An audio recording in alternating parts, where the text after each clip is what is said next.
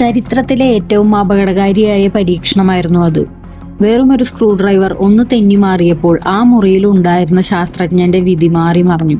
1946 നടന്ന സംഭവം. Demon core ഒരു ബോംബിന്റെ ഉള്ളിലുള്ള മരുന്നായ പ്ലൂട്ടോണിയം എങ്ങനെയാണ് പെരുമാറുന്നത് എന്ന് അറിയാൻ നടത്തിയ പരീക്ഷണമായിരുന്നു. ഇതിലെ 2 ബെറീലിയം പാളികൾ കൂട്ടിമുട്ടിയാൽ ഇത് പൊട്ടിത്തെറിക്കും.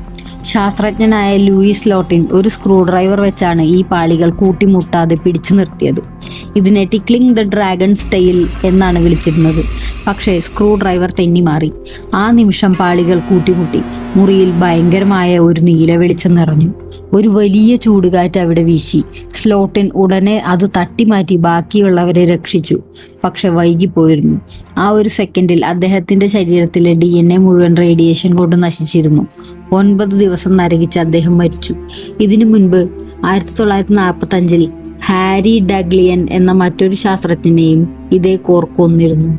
2 പേരെ കൊന്നതുകൊണ്ടാണ് ഇതിന് ഡീമൺ കോർ എന്ന് പേര് വന്നത്.